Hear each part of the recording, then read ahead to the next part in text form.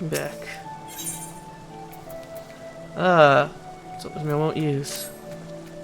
Admiral has informed me of the arrangement. I have my keeping a letter of introduction for Lady Yugiri. To the south stands a gate leading to a pier for smaller fish officials. Look for an inconspicuous Honyor man there and present the letter to him. He serves as a gatekeeper of sorts. Now, before you go, I am obliged to remind you that the members of the fraternity to which you would be introduced abide in the shadows of Lemisian society, that value their independence more highly than pirates, and are united by a stronger bond than Mithril. To wit, they are invariably wary of new faces. Though it be penned by the Admiral herself, mere words on parchment will get you only so far into their confidence. You must work for every ounce of trust they place in you. But here's the letter. Go to the Ephemer place and show it to the Ephemer man. Oh, and good luck. Thing is, what happens if you're already in the so-called fraternity?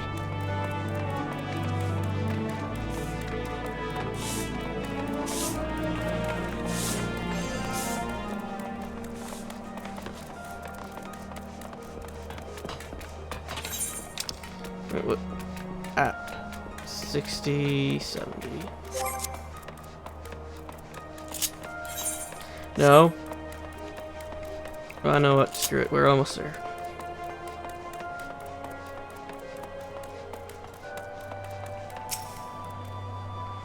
Got business with me, adventure. A letter penned by Admiral Murbub, introducing Yugiri of Doma to the members of Lamesa's as yet unnamed secret fraternity.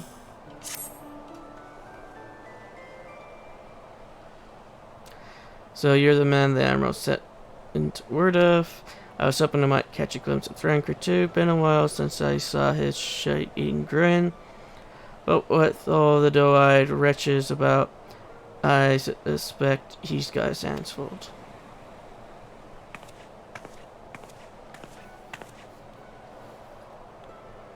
And you must be the Far Easterner. What Herb says wants to train with us.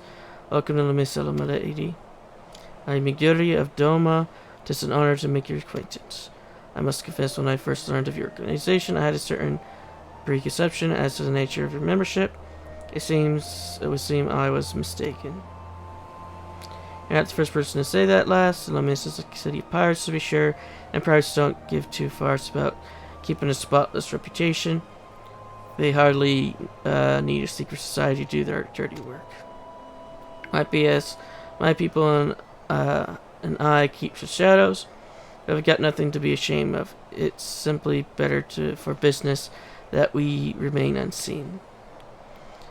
So you have developed fighting techniques to this purpose, I see. Know that the practitioners of my art too are denizens of the shadow. 'Tis in self that our strength lies.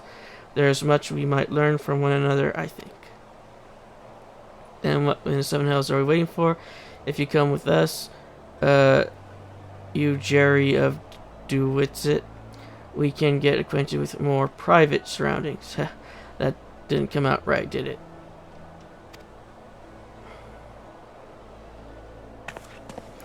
Master Edgar, I shall remain with these people for a time, that I might study their ways. Though I am loath to be separate from my countrymen, I take solace in the knowledge that they are in the best of hands. You have been a true friend to us Domans. No words would suffice to express my gratitude. Here long I hope to begin instructing my martial knowledge to the people of Azoria. When the time comes, it would be my honor to welcome you as a student.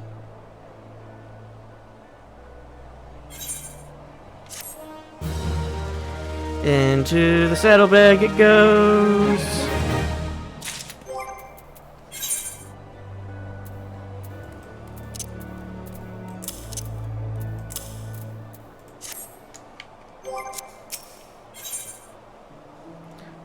Earrings. Aren't my earrings already at level? No, they're at level 90. Okay, we need stuff that has intelligence and spell speed. Which isn't these. Much and more have occurred since first I beheld Isoria from the galleon's deck. Suffice it to say, I did not envision being invited to play a part in your noble struggle. But forgive me, I have kept you over long. Doubtless you have pressing business of your own. Rest assured that I no longer require an escort in this land. When you next meet Lady Monfilia, pray relay to her my humblest thanks. Would that I could do so in person, but I must needs fulfill my promise to the Admiral. Till we meet again, Warrior of Light. Now we do the dinghy.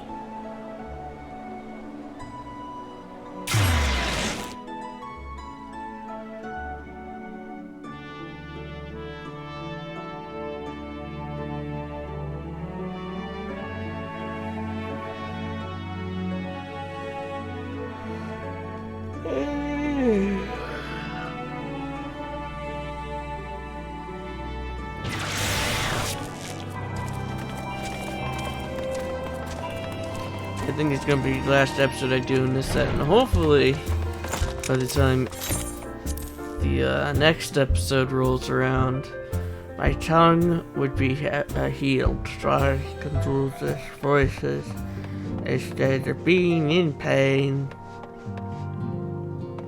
Okay, who we got?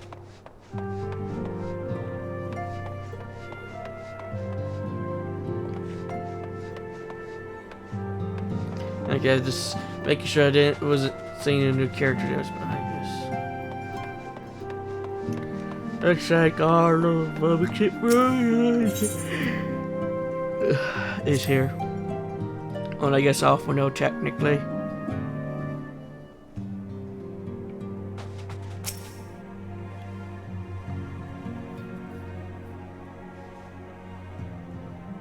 I have been reflecting upon the events which took place during our visit to Vilbrand. If you have a moment, I would share my conclusions with you. Please, bear with me. When the Sahagin Elder summoned Leviathan, he employed the power we have come to know as the Echo, though I cannot well explain the how of it. It would seem he became immortal in so doing. When the Admiral subsequently slew him, his spirit emerged from his lifeless flesh, a consciousness shorn of physical form. Thus transfigured, he took up residence in the body of his minion with the ease of a man donning a favorite glove. Long have I known that the Echo allows one to pass through the walls of a man's soul, but never did I imagine that it could free us from our own flesh, nor less that our souls could then occupy the next corporeal vessel to take our fancy. It was of this that Elidibus spoke, an existence which knows neither cessation nor oblivion. And yet, though the Sahagin had mastered his gift and thereby become immortal, he was by no means invulnerable. As we both bore witness, he was ultimately absorbed into Leviathan. And the import of this observation? If the Ascians' mode of existence is indeed the same, it can be inferred that they too are not invulnerable, that they can be destroyed. There exists a legend which tells of souls who are reborn upon the cusp of each umbral calamity, that they might stay the encroaching darkness. To most, it is but a fairy tale, yet recent events have given me cause to wonder, could the legend in fact refer to the Echo? Much and more yet remains unknown, but I am confident that all will become clear in time. For the present, however, what matters is that the key to defeating the Ascians may at last be within sight. With Urianger's aid, it is my hope that I shall fathom this matter ere long.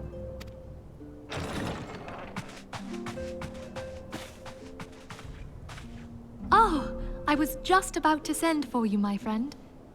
Is Artemis? Grave tidings from the Sharlayan motherland, my lady. It doth concern our distant allies, the students of Baldessian. What of them? My lady, the Isle of Val, which for many years hath been the Order's home, is no more. No more? Whatever do you mean? I relate only that which hath been conveyed unto me by our agents. An etheric wave of the highest magnitude was recorded in the region. Soon thereafter, 'twas observed that the isle had ceased to be. 'Tis postulated that a magic was evoked, like in power to Ultima. 12 preserve.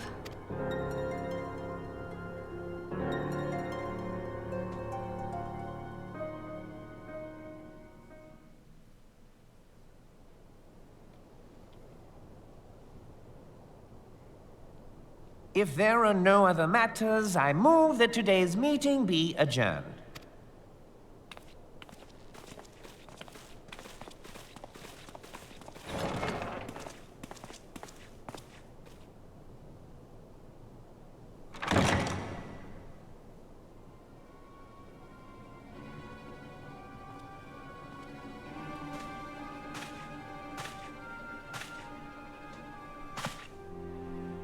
It is done, my lord. I... Forgive my impertinence, my lord, but these orders, I am uncertain as to what end they serve.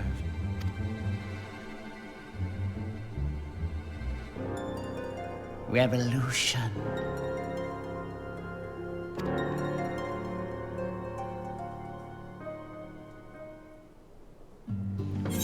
But is it against a human oppression?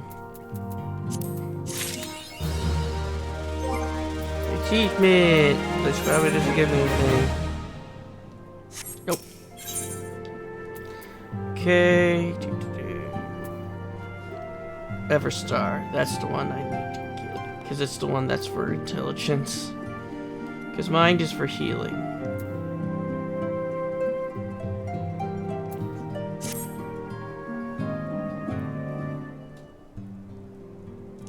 My friends, the very isle itself, everyone and everything.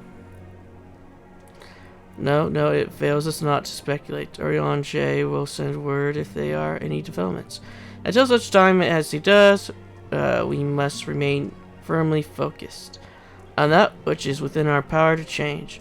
With that in mind, I would speak of a different matter, one closer to home.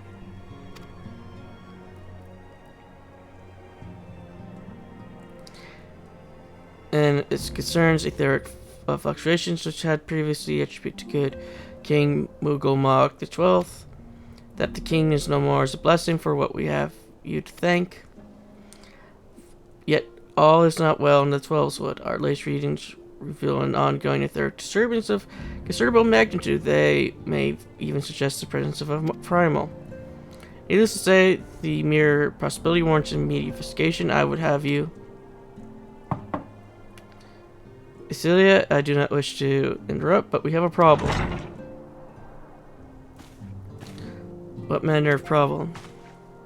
A band of refugees hailing from Ul'dah this time are come to Revenant's Toll seeking asylum. It would seem they expect us to afford them the same treatment we gave the Domans. At present, they are in the seven heavens, waiting a formal response. I see, mayhap this was to be expected. I shall meet with them at once. Celia, you know full well we haven't the resources to accommodate many more people.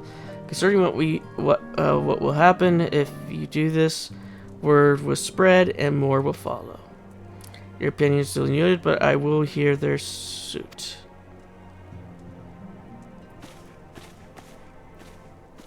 Edgar, I should be grateful for your presence at this meeting.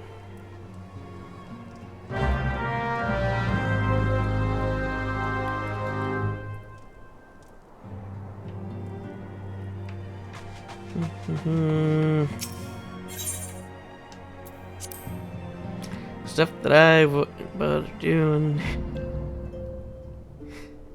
I don't have the patience for politics or any type of management to begin with.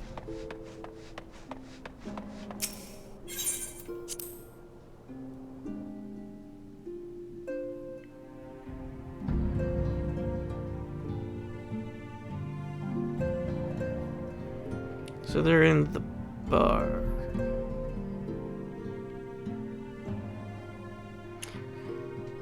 Well, the secondary bar. We have the primary bar, and then we have the secondary bar.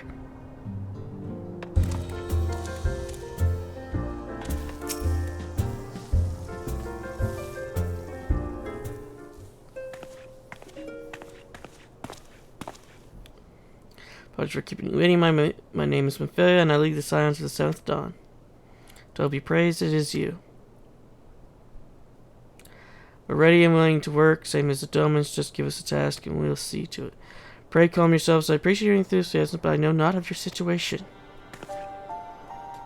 Beg your pardon, Senate. I ain't so good with words. We were living off the scraps of Ul'dah for years now, trying to piece together a life to replace the one what got took. They say there's work, but there's not for an honest man. Not as would sully his soul sooner than his palms. And he rode the flames do what they can for us, of course, but it ain't near enough. And it's only getting worse. When the calamity brought us to our knees, those rich bastards this city didn't help us up. They climbed on our backs. I don't pretend to be clever, but even I can see what's coming. I know what we had to run. The only question was where, and then it came to me, Reverend's toll. I mean, you took those foreigners in, didn't you? So you sure do the same for us. I fear the situation is rather more complicated. We're sure that we accepted the Doma's petition for aid. The decision was the product of extraordinary circumstances. I sympathize with your plight, but pray understand that it's not possible for an organization of ours to meet the aid to all who have been afflicted by the calamity. And so it is with great regret that I must deny your request. But we've got nowhere else to go. You're turning your back on us. If I might have a word. Tataru is Sodomus. Ill tidings from Ul'dah, my lady. Alphino has been wounded. What? How? Is it serious? I cannot say for certain, but I fear it might be. According to the Flames, the refugees started a riot. They went wild, apparently lashing out at any and everyone. They can't be right. Why would they? They must have been provoked. The demonstrations were meant to be peaceful. Seven Hells, now the Blades have an excuse. They'll round us up and kill anyone who tries to resist. Isn't it pleased if you won't help us build a new life, at least help us keep the ones we've got. My lady, back to Ul'dah! We are no ones to stand idle by and watch innocent sufferers. However, until we know more of the circumstances surrounding this riot, I am not certain what aid, if any, we can provide. If the authorities determine that the refugees attacked without provocation, then those responsible would have to answer for their actions. How can you be so blind? Find Alphino quickly. If he is in danger or worse, I would have you and none other by his side. Thank you. Pray do not concern yourself with the matter we were discussing earlier. Yada and Papamoa will see to it. Alphino is being treated at the Hourglass. Hurry, Edgar. But do I have to hurry?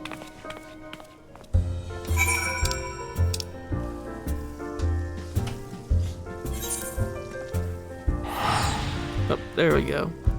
For a second there, it seemed like it wasn't going to teleport.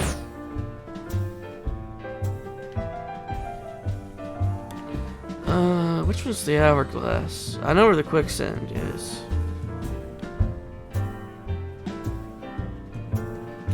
I know where Sapphire, Emerald, and Ruby Avenues are. Of course, where all the guilds are. Oh, the Hourglass is the Quicksand.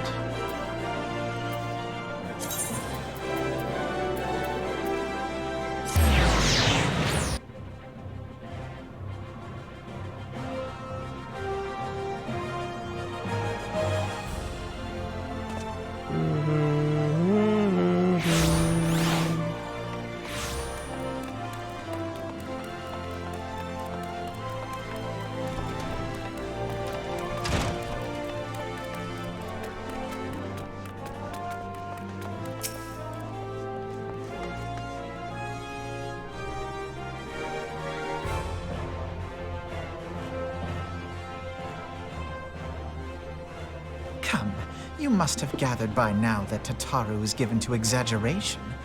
As you can see, I am quite well. Ul'dah, on the other hand, is not. This riot was anything but an isolated incident. There is a restlessness in the air. Tensions long simmering are at last threatening to boil over.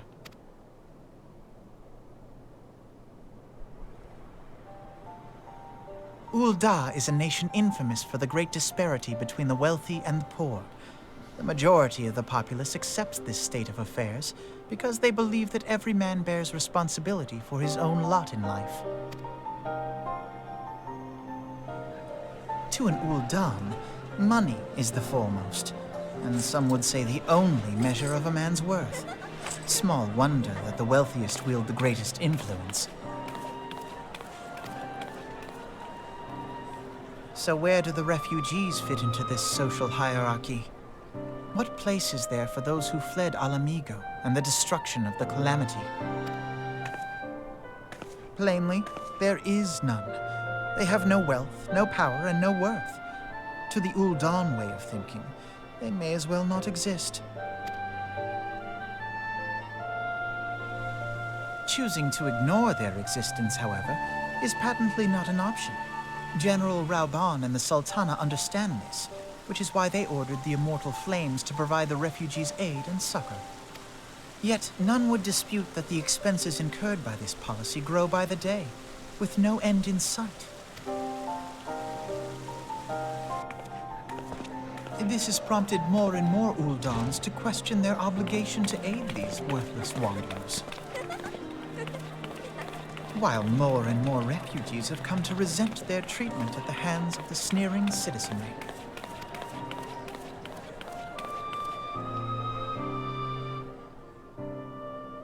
The manner of Lord Lolorito's refusal to grant the Dolmens asylum bespoke a disdain for all refugees, an attitude shared by the rest of the monetarists. And you may be sure they make no effort to conceal their opinions. It was only a matter of time before the refugees united in protest, nor is it any surprise that some among them would ultimately resort to violence.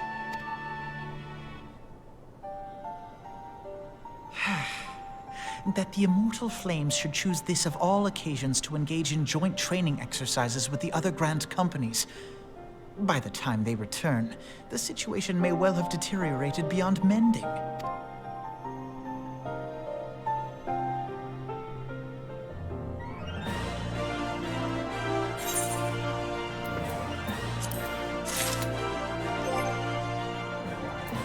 Sound? There we go.